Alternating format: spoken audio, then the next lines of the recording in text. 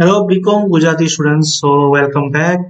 તો આપણે ગુજરાતી મીડિયમમાં તો ચાલુ કરી નાખ્યું છે પ્રોપર પ્યોર ગુજરાતી લેંગ્વેજમાં તમારા માટે વિડીયોઝ, ઠીક છે। તો આપણે અત્યારે જે ચેપ્ટર કરીએ છીએ તે ચેપ્ટરનું નામ શું છે? ભાગીદારી પેઢીનો કંપનીમાં રૂપાંતર, બરાબર। જેનું મેં ઇન્ટ્રોડક્શનનો વિડીયો અપલોડ કરેલું છે, એ જોઈ લેજો। તેના પછી તમે આ દાખલો જોજો, બરાબર। કારણ કે તમને થોડુંક ધ્યાન આવે ને કે ભાઈ ઇન્ટ્રોડક્શનમાં શું છે, ચેપ્ટરમાં ક્યાંથી સમ કરવાનું શું છે ને બધું, એટલે વિગત વાઇઝ મેં ત્યાં એક્સપ્લેન કર્યું છે સારી રીતે। તો એ તમે પહેલા જોઈ લો, તેના પછી તમે આ દાખલા મતલબ આ વાળા વિડીયોમાં તમે આવો જોવા। અને બીજું એમ કે અગર જો તમારું બેસિક ક્લિયર હોય આ ચેપ્ટરનો, તો તમે ડાયરેક્ટ જોઈ શકો છો, તો પછી કઈ ચેલેન્જ નહીં આવે તમારા માટે સમજવામાં, બરાબર। ને બીજો બસ આ ચેનલ છે તમારા માટે ખાસ મેં ચાલુ કર્યું છે। તો આમાં જસ્ટ મને એવું છે કે તમારા ગુજરાતી ભાઈબંધ મિત્રો છે તેમને આ ચેનલ શેર કરજો, બરાબર, તાકે એ લોકોને પણ હેલ્પ મળે। અને જસ્ટ તમારી રિક્વાયરમેન્ટ હતી, ઓકે, સેમ વનમાં મેં પ્રોપરલી જે ઇંગ્લિશ મીડિયમને મેરેથોન આપી છે, એવું જ મેરેથોન હું સેમ ટુમાં તમારા માટે બનાવીશ, ઠીક છે। એ મારી ગેરંટી છે। જસ્ટ તમે ખાલી ફ્રેન્ડ્સ લોકોને શેર કરો તમારા, કે એ લોકોને પણ હેલ્પ થાય, ઠીક છે ને। તો ચાલીએ હવે શરૂઆત કરીએ આપણે સમ નંબર 5 ની। સમ નંબર 5 છે આનંદ અને અજય, બરાબર।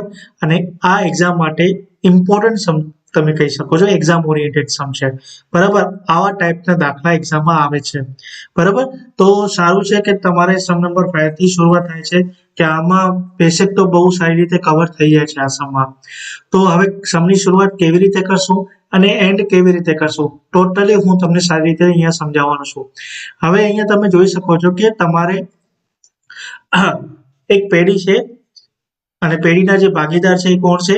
આનંદ અને અજય છે, બરાબર ને? એટલું સમજાઈ ગયું। પછી આ લોકોની જી પર છે તમારે પાકું સરવૈયું આપેલું છે, જ્યાં તમારે શું જવાબદારીઓ આપેલી હોય, જવાબદારીમાં શું શું હોય તમને ખબર જ હશે।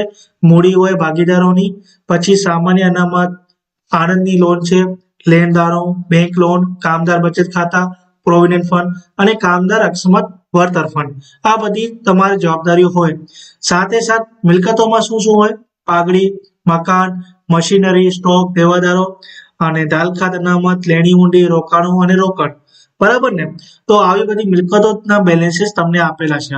હવે અહીંયા શું થાય છે કે 1/4/23 આ જે ભાગીદારો છે તે પેઢીનું ભૂમિ લિમિટેડમાં રૂપાંતર કરે છે। હવે ભૂમિ લિમિટેડમાં રૂપાંતર કરે છે, ભૂમિ લિમિટેડ એટલે શું થઈ ગયું? કંપનીમાં રૂપાંતર કરે છે, અને જેની શરતો નીચે મુજબ એ લોકોએ કીધું છે। હવે આમાં શરતો શું શું છે જોઈ લઈએ આપણે।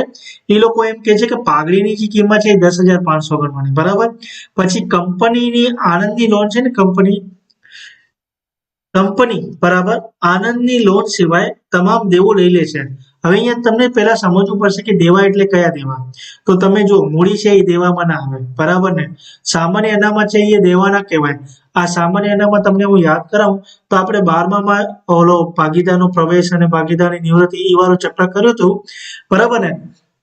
તો તમે એમાં જોયું હશે કે જે વળતર ફંડ હતા, જેમ કે સામાન્ય અનામત, વળતર ફંડ, નફા નુકસાનનું ખાતુંનો જે બેલેન્સ હતી, એ આપણે શું કરતા? ભાગીદારોમાં વેચી નાખતા। તો આ તમારી શું જવાબદારી ના કહેવાય, દેવા ના કહેવાય।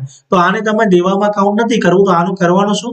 આ ચેપ્ટરમાં પણ તમને આ જે બેલેન્સ છે એ ભાગીદારને વેચી દેવાનું છે, મીન્સ કે સામાન્ય અનામત ભાગીદારના મૂડી ખાતે આપણે વેચી નાખશું। પછી અહીંયા કામદાર અક્ષમત જે વળતર ફંડ છે એ ભાગીદારમાં વેચી નાખવાનું, બરાબર ને? બાકી આનંદની લોન તો એ લોકો લેતા નથી, તો બાકી જોઈ લો, લેણદાર, બેંક લોન, કામદાર બચત ખાતું અને પ્રોવિડન્ટ ફંડ, આ તમારા દેવા કહેવાય। બાકી સામાન્ય અનામત, કામદાર એ દેવા કહેવાય જ નહીં, તો એટલું તમારે ધ્યાન રાખવાનું, બરાબર। પછી આવીએ આગળ। હવે કંપની શું કરે છે કે 8,000 રોકડ સિવાય તમામ મિલકતો લઈ લે છે। વાહ, બહુ સારું છે કે મિલકતો બધી લેવાઈ જાય છે, તો સારું છે। જેમ કે પાઘડી છે, પાઘડી જો હવે અહીંયા તમામ મિલકત કીધી, રિયલ મિલકત નથી કીધી, અહીંયા એક વર્ડ આવશે આગળ હું તમને સમજાવીશ, બરાબર? ઇંગ્લિશમાં રિયલ કહેવાય, હવે ગુજરાતીમાં મને આઈડિયા નથી, પણ એકાદો દાખલો આવશે ત્યારે હું તમને સમજાવીશ કેવા રે। આઈ થિંક એના પછી જ હું કરાવવાનું છું, બરાબર? તો અહીંયા જોઈ લો, પાઘડી તમારે લેવાની નથી, બરાબર? તમામ મિલકત કીધી, મકાન તમારે લઈ લેવાનું, મશીનરી, સ્ટોક, દેવાદારો, લેણી ઊંડી, રોકાણો, આ બધી આપણી મિલકત જ છે, બરાબર? રોકડ તમારે બેલેન્સ કેટલી આપેલી? 24,000। હવે 24,000 માંથી 8,000 એ લોકોની લે તો બાકી 16,000 એ લોકો લઈ જશે. તો આમાં ફરક શું આવશે? આમાં ફરક એ આવશે કે માલ મિલકત નિકાલ ખાતું આપણે બનાવીએ છીએ ને, માલ મિલકત ખાતું, એમાં રોકડની એન્ટ્રી નથી કરતા આપણે. લેકિન આ સમમાં આવું કીધું હોય કે 8,000 સિવાય લઈ જાય છે, મીન્સ કે જો અગર એ લોકો રોકડ લઈ જશે તો એમાં એન્ટ્રી આવશે. એ આપણે દાખલો ગણશું એટલે તમને સમજાઈ જશે હું શું કહેવા માંગુ છું. બરાબર, આ પોઈન્ટ સમજાઈ ગઈ. પછી લોકોએ શું કીધું છે કે મિલકત નીચે મુજબ પુનઃ મૂલ્યાંકન કરવામાં આવ્યું છે.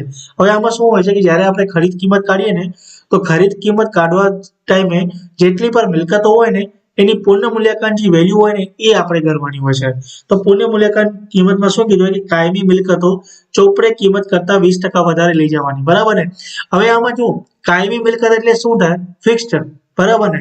તો જેમાં કાયમી મિલકતમાં અગર તમે ગણો તો પાઘડી તો થાય નહીં. બરાબર, મકાન છે અને મશીનરી છે, આ બંને કાયમી મિલકતો છે. તો આપણે બંને આ 20% વધુ ગણવાની છે.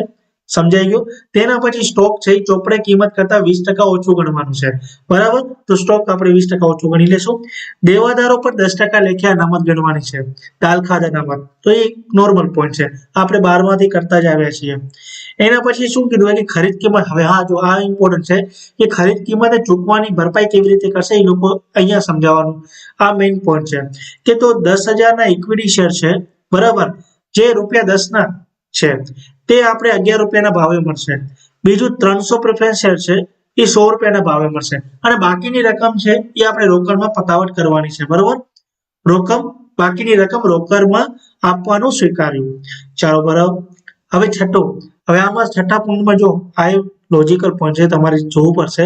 જેમ કે ભાગીદાર કંપનીના ઇક્વિટી શેર અને પ્રેફરન્સ શેર. હવે શું થાય કે જો કંપની ઇક્વિટી ને પ્રેફરન્સ કે ડિબેન્ચર કઈ આપે ને તો એ આપણે ભાગીદાર લઈ જાય. કોણ લઈ જાય?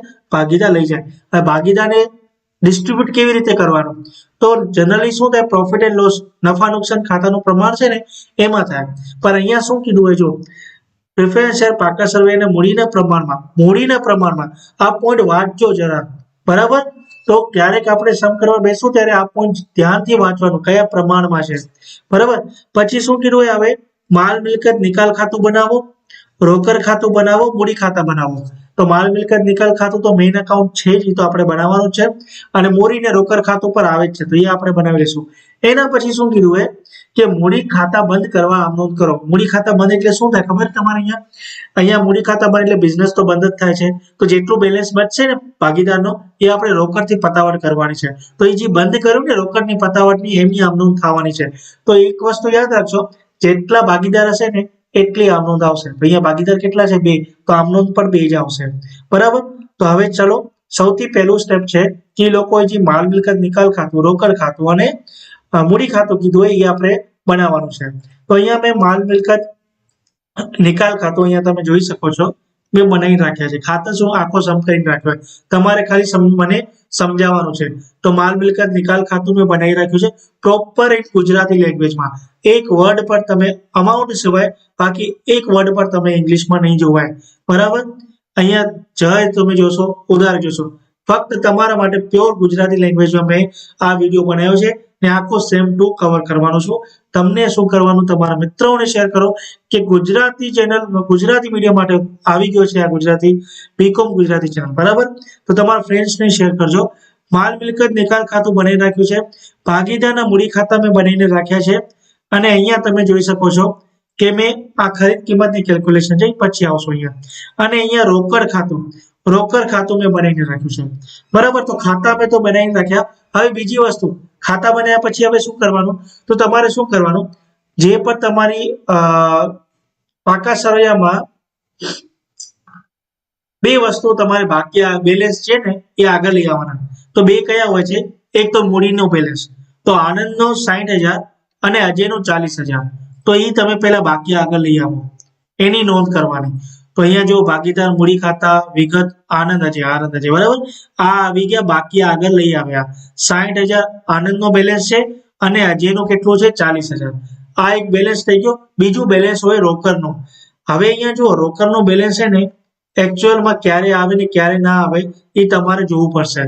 અગર જો કંપની, ધ્યાનથી સાંભળજો, જો કંપની રોકડ લઈ જાય તો કેશનો બેલેન્સ ના આવે. બરાબર, ઓપનિંગ બેલેન્સ ના આવે, મતલબ બાકી આગળ લઈ આવે ના આવે.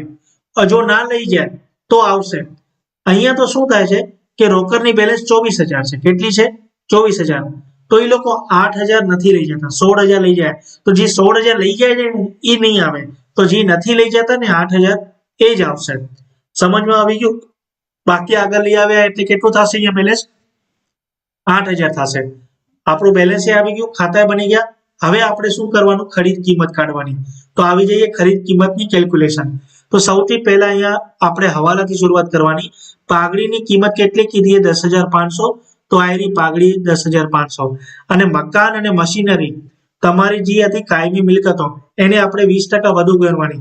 તો અહીંયા બેલેન્સ મેં લખીને રાખ્યું છે, તમે બુકમાં જોઈ લો 90,000 છે, બરાબર. તો અહીંયા મકાન તમારો કેટલો છે? 90,000 નો છે. તો 20% વધુ ગણવાની એટલે 120%. તો ગુણ્યા 120 ભાગ્યા 100 કરી નાખો. તો 1,08,000. અમે તમે કેલ્સીમાં આવી રીતે પણ કરી શકો છો. 90,000 છે, બરાબર. એમાં પ્લસ 20 કરીને ટકા ગણી નાખો એટલે 1,08,000 આવી જશે. આ તો અહીંયા કેલ્સીમાં સિસ્ટમ નથી એટલે હું આવી રીતે કરું છું. હવે મશીનરી છે 25,000, એને આપણે 20% વધુ કરવાની. તો 120% ગણી લીધા મેં, તો 30,000 તમારી મશીનરી થઈ ગઈ, બરાબર ને. હવે સ્ટોક 35,000 છે, એને 20% ઓછો ગણવાનું એટલે 80% થઈ જાય, બરાબર. તો 35,000 ગુણ્યા 80 ભાગ્યા 100 કરી નાખીએ તો 28,000 થઈ ગયા તમારા. ક્લિયર ને. હવે દેવાદારો છે તેના પર 10% દાલખાત અનામત ગણવાની છે. હવે એક વસ્તુ યાદ રાખજો કે તમારે જે દેવાદાર આપેલા હોય પાકા સળિયામાં એમાં જોજો આ જે બાદ કરેલા છે, બે વસ્તુ બાદ કરી હોઈ શકે. એક છે દાલખાત અને બીજો છે દાલખાત અનામત. જો દાલખાત અનામત માઇનસ કરેલી હોય ને તો તમારે વેલ્યુ હંમેશા આ લેવાની, અંદર વાળી. અને જો દાલખાત ખાલી માઇનસ કરેલી હોય ને તો 12 વાળી વેલ્યુ લેવાની. તો અહીંયા શું માઇનસ કરેલું છે? દાલખાત અનામત. તો આને ઇગ્નોર કરો અને આ 35,000 દેવાદાર છે એ તમારે લઈ જવાના. તો 35,000 ઉપર આપણે શું ગણવાના છે? 10% દાલખાત અનામત એટલે 3500 અને બાકીની કિંમત કેટલી બચી? 31,500, બરાબર. હવે અહીંયા તમે જુઓ કે તમે જોશો કે જેટલી એ લોકોએ કીધી હતી પુણ્ય મૂલ્યાંકન વેલ્યુ કીધી હતી બધી આવી ગઈ. જેમ કે પાઘડી, બરાબર, અને મકાન કાયમી મિલકતો આવી ગઈ, સ્ટોક આવી ગયા, દેવાદારો આવી ગયા. હવે લેણી ઊંડી અને રોકાણો એ બે વસ્તુનો એ લોકો પુણ્ય મૂલ્યાંકન નથી કર્યું, પણ એવું પણ નથી કીધું કે નથી લઈ જતા. ઇટ મીન્સ એ લોકો એવું કીધું કે રોકડ 8,000 મૂકીને બધી મિલકતો લઈ જાય છે. તો લેણી ઊંડી અને રોકાણોની પુણ્ય મૂલ્યાંકન વેલ્યુ નથી થઈ અને નોર્મલી થતી પણ નથી, બરાબર. જો થઈ જાય વેલ્યુ ઉપર નીચે થાય તો આપણે કરશું, પણ અહીંયા હું એમ કહેવા માંગુ છું કે અહીંયા એ લોકોની કઈ વેલ્યુ નથી કીધી, ડિસ્કસ નથી કર્યું. ઇટ મીન્સ અહીંયા એની ચોપડી કિંમત છે ને એ તમારે લઈ જવાની, બરાબર. તો લેણી ઊંડી તમારા કેટલા છે? 17,000, ચોપડી કિંમત લઈ જવાની, બરાબર. રોકાણો અહીંયા કેટલા છે? 14,000. તો રોકાણો એવું પણ કહી શકતા હતા ને કે 20% વધુ લઈ જવાના ચોપડી કિંમત, પણ અહીંયા કાંઈ નથી કીધું. ઇટ મીન્સ ચોપડી કિંમત ગણી લેવાની, બરાબર તમારે. તો ચોપડી કિંમત કેટલી છે? 16,000. હવે રોકડ છે, રોકડ એ લોકો શું કરે છે? 24,000 માંથી 8,000 નથી લઈ જતા, બાકી 16,000 એ લોકો લઈ જાય છે, બરાબર. તો હવે તમારો ટોટલ કુલ મિલકત તમારી થઈ ગઈ. હવે એનું ટોટલ કરી નાખીએ. 10,500 પ્લસ 1,08,000, 30,000, 28,000, 31,500, 17,000, 14,000 અને 16,000. ટોટલ તમારે 2,55,000 તમારા થઈ ગયા કુલ મિલકત. હવે આવી જઈએ આપણે ક્યાં? જવાબદારી છે. તો જવાબદારીમાં તો તમારે શું કીધું છે? એ લોકોએ આણંદની લોનને મૂકીને બાકી બધા લઈ ગયા. તો આણંદની લોનને મૂકી દો, બાકી અનામત ને કામદાર બચત વળતર એ તો આપણે લેવાનું નથી. બાકી દેવા કયા બચ્ચા? લેણદાર, બેંક લોન, કામદાર બચત ને પ્રોવિડન્ટ ફંડ, બરાબર ને. એ આપણે લઈ લીધા. લેણદાર, બેંક લોન, કામદાર બચત, પ્રોવિડન્ટ ફંડ, આ લોકોના બેલેન્સીસ, બરાબર. હવે આ લોકો શું કરશું? આપણે ટોટલ કરી નાખીએ. તો 35,000 પ્લસ 50,000 પ્લસ 6,000 પ્લસ 14,000, બરાબર. ટોટલ કેટલા આવી ગયા? 1,05,000 આવી ગયા. હવે આપણે શું કરવાનું? 2,55,000 માઇનસ કરી નાખીએ 1,05,000. તો કેટલા બચ્યા? 1.5 લાખ તમારે શું આવી? ખરીદ કિંમત આવી. શું આવી? 1.5 લાખ તમારી ખરીદ કિંમત આવી ગઈ. હવે એ ખરીદ કિંમતને કાઢી લીધું. હવે નેક્સ્ટ સ્ટેપ આપણે શું કરવાનું? ખરીદ કિંમત કાપ્યા પછી તમારે જવાબદારીમાં જેટલી પણ અનામત છે એ તમે ભાગીદારના મૂડી ખાતે વેચી નાખો. એટલે સામાન્ય અનામત કેટલી છે? 22,000 છે અને કામદાર બચત કેટલું છે? 6,000, બરાબર. હવે આપણે જે 11-12માં કરતા ખબર ભાગીદારનો પ્રવેશ ને નિવૃત્તિ એમાં કરતા શું કરતા? એ લોકોને ભાગીદારના પ્રમાણમાં વેચતા. લેકિન અહીંયા તમે જોશો ભાગીદારનું પ્રમાણ નથી આપેલું, તો આપણે શું કરતા? તો ઇક્વલ પ્રમાણમાં વેચી નાખતા, બરાબરના પ્રમાણમાં. તો બસ આપણે એમ જ કરવાનું છે. અહીંયા આવી જાઓ.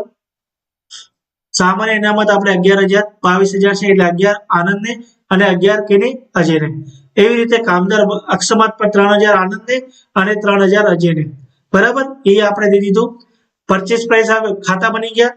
પછી આપણે ખરીદ કિંમત કાઢી નાખી, બેલેન્સ લઈ આવ્યા અને જે પર ફંડ છે એ આપણે ડિસ્ટ્રીબ્યુટ કરી નાખ્યું. હવે શું કરવાનું? હવે જે તમારે ખરીદ કિંમત કાઢીને એને તમે બાયફર્કેશન કરી નાખો કે કેવી રીતે એ લોકો પે કરે છે. તો તમે અહીંયા જોયું હશે 5મા પોઈન્ટમાં, બરાબર. તો 10,000 ના ઇક્વિટી શેર છે એ 10 રૂપિયાના ભાવ છે, 1 લાખ અને 1 રૂપિયાનો પ્રીમિયમ છે એટલે 10,000 અને પ્રેફરન્સ શેર છે 300 રૂપિયાના 100 રૂપિયાના ભાવે 300 પ્રેફરન્સ શેર 300 રૂપિયા એટલે 30,000. તો બાકી કેટલું બેલેન્સ બચ્યું? તો 1.5 લાખની તમારી ખરીદ કિંમત છે, એમાંથી 1,10,000 તમારા શું થઈ ગયા? ઇક્વિટી થઈ ગયા અને 30,000 તમારા શું થઈ ગયા? પ્રેફરન્સ શેર થઈ ગયા. એટલે 10,000 તમારા શું થઈ ગયા? Balance in cash. બાકી કેટલી પર વેલ્યુ તમારી બચી? 10,000. એ તમારે શું થઈ ગઈ? એ તમારે રોકડમાં થઈ ગયા. હવે જે ખરીદ કિંમતમાં રોકડ આવે ને એટલે ભૂમિ લિમિટેડ શું કરશે? 10,000 આપણને આપશે એટલે આપણું રોકડ ખાતું શું થાય? ઉધાર થાય. બરાબર. અને અહીંયા શું લખવાના આપણે? રોકડ ખાતે આવી જઈએ. અહીંયા લખવાનું ભૂમિ લિમિટેડ ખરીદ કિંમત, બરાબર. કેટલા? 10,000. સમજી ગયા? હવે આપણે જે પર ઇક્વિટી ને પ્રેફરન્સ શેર છે એ આપણે ભાગીદારમાં વેચી નાખવાના. હવે કેવી રીતે વેચવાના છે? એમની મૂડીના પ્રમાણમાં. તો એમનો મૂડીનો પ્રમાણ જોઈએ આપણે. કેટલો મૂડીનો પ્રમાણ છે? 60,000 ને 40,000, બરાબર ને? તો 60,000 ને 40,000 એટલે કે એ લોકોનું મૂડીનું પ્રમાણ કેટલું થાય? 0 0 કટ કરી નાખીએ, 2 3 અને 2 2 તો 3:2 એનો પ્રમાણ આવ્યું. હવે 1,10,000 ઇક્વિટી છે આપણે, બરોબર. પ્રીમિયમ શીખે તો 1,10,000 ગુણ્યા 3/5 એટલે 66,000 આનંદને દેશો અને બાકી 1,10,000 જ માઇનસ કરી નાખીએ તો 44,000 આપણે અજયને દેવાના. એવી રીતે પ્રેફરન્સ શેર કેટલા છે તમારા? 30,000 ના ગુણ્યા 3/5 એટલે 18,000 આપણે પ્રેફરન્સ શેર આનંદને આપશું ને 12,000 આપણે કોને આપશું? અજયને આપશું. બરાબર. તો હવે આપણે જે ખરીદ કિંમત હતી એ આપણે ડિસ્ટ્રીબ્યુટ કરી નાખી છે ભાગીદારોને. હવે આપણે શું કરવાનું છે? હવે આપણે માલ મિલકત નિકાલ ખાતાનો નફો કાઢવાનો છે, બરાબર. હવે આમાં કેવી રીતે કાઢશું? ચોપડે કિંમત પાકા સરવૈયામાં જેટલી પર આપણી મિલકતો છે અને જેટલા પર આપણા દેવા છે એ ચોપડે કિંમત માલ મિલકત નિકાલ ખાતે નાખવાના છે. મિલકતો કઈ સાઈડ આપેલી છે? જમા સાઈડ. એક તરફનો એમ કઈ સમજો કે જમા સાઈડ આપેલી છે એ તમારે માલ મિલકત ખાતે ઉધાર લખી લેવાની, બરાબર. જેમ કે પાઘડી, મકાન, મશીનરી લખી નાખ્યા. સ્ટોક અને દેવાદારો અહીંયા તમારે કયા લખવાના ખબર? દાલ ખાતા અનામત પહેલાના, બરાબર ને? કારણ કે તમારે નેટ નહીં લખવાનું, બરોબર. દેવાદારમાંથી કદી પણ દાલ ખાતા અનામત હશે એ આપણે સામે લખશું. ઘસારો કઈ પર ફંડ હશે એ પર આપણે સામે લખશું. એવી રીતે સપોઝ કરી લો કે મશીનરી છે ₹1,00,000. હવે એમાંથી તમારે અહીંયા આપેલું હોય લેફ્ટ સાઈડમાં જવાબદારી સાઈડ કે ઘસારાનો ફંડ મશીનરીનો 10,000, તો તમારે 1,00,000 માઇનસ 10 90,000 આપણે એમ લખતા હોઈએ છીએ. એવી રીતે નહીં લખવાનું. અહીંયા તમારે મશીનરી 1,00,000 પૂરી લખવાની અને ઘસારો ફંડ તમારે માલ મિલકત નિકાલ સાઈડ જમા સાઈડ દેખાડવાનું, બરાબર. બે ને અલગ અલગ દેખાડવાનું. એવી રીતે મેં કર્યું છે કે દેવાદાર 35,000 અહીંયા લખ્યા છે અને તમે અહીંયા જોઈ શકો દાલ ખાતા અનામત 3,000 મેં અલગથી લખ્યા છે, બરાબર. સમજાઈ ગયું? તેના પછી તમારે લેણી ઊંડી 17, રોકાણો 14,000. ચોપડે કિંમત લેવાની, બરાબર. ચોપડે કિંમત. તેના પછી આનંદની લોન છે એને હોલ્ડ રાખો. સમજાવું છું એને કેવી રીતે કરવાનું. હવે દેવા છે તમારા. દેવામાં તમને ખબર હશે મૂડી થાય નહીં, અનામત ને આ થાય નહીં, બાકી બચ્યા આ દેવા. આમાં આનંદની લોન ને પણ લઈ લેવાના, બરાબર ને? ભલે એ લોકો નથી લઈ ગયા તોય તમારે લેવાની. તો લેણદાર બેંક લોન, કામદાર પ્રોવિડન્ટ ફંડ, આનંદની લોન આપણે બધા અહીંયા ચોપડે કિંમત લઈ લીધા.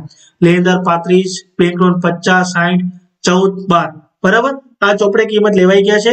હવે આનંદની લોનનો કાંઈ પણ zikr નથી કરેલું કે એ લોકો કેવી રીતે, કંપની તો લઈ નથી ગઈ અને એ લોકોએ કોઈ ભાગીદાર બનાવી લઈ નથી ગયો. તો હવે શું કરવાનું? આને ડિસ્પોઝ કરી નાખવાનું. કેવી રીતે? રોકડ ખાતેથી પે કરી નાખવાનું. તો આનંદની લોન જે 12,000 છે એ આપણે રોકડ ખાતે પે કરી નાખશું. તો આની એન્ટ્રી શું થશે? માલ મિલકત નિકાલ ખાતું ઉધાર થશે 12,000, બરાબર. આનંદની લોન કે રોકડમાં ચૂકવી તો રોકડ ખાતું તમારું શું થશે? જમા થશે 12,000. રોકડથી ચૂકવશો એટલે રોકડ જશે અને માલ મિલકત નિકાલ ખાતું શું થશે? ઉધાર થશે. સમજાઈ ગયું? તો અહીંયા આપણે બધા દેવા પણ ચૂકવાઈ ગયા અને આપણી મિલકત પણ બધી વેચાઈ ગઈ. હવે આપણે શું કરવાનું છે, એક ખરીદ કિંમત છે ભૂમિ લિમિટેડની, એ અહીંયા ચોપડી અહીંયા લખી લેવાની. જેટલી પણ તમારી ખરીદ કિંમત હોય 1.5 લાખ એ તમારે અહીંયા લખી લેવાની, બરાબર, જમા સાઈડ લખી લેવાની. હવે આપણે કરશું ટોટલ, અને ટોટલમાં જેટલો પર ખોટ આવી કે નફો આવી જોઈ લઈએ. તો જમા સાઈડ આઈ થિંક ટોટલ વધારે જ છે, 35,000, 50,000,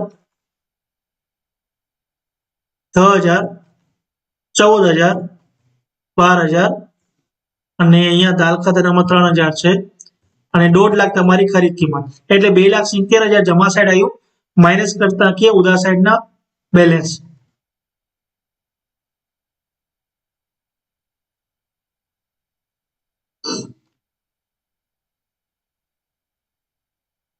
તો 12,000 આવ્યું. એક સેકન્ડ, અચ્છા હા, હજી એક વડે 12,000 માઇનસ કરવું હોય, 18,000 તમારું નફો આવ્યો. હવે એ 18,000 આપણે શું કરવાનું, ભાગીદારના મૂડી ખાતે વેચવી નાખવાના. કયા પ્રમાણમાં? ઇક્વલ, કારણ કે કોઈ ભાગીદારનું પ્રમાણ એ લોકોએ નફા નુકસાનનું પ્રમાણ આપેલું નથી. તો 9,000 આનંદને અને 9,000 અજયને, બરાબર, અહીંયા આવી જઈએ.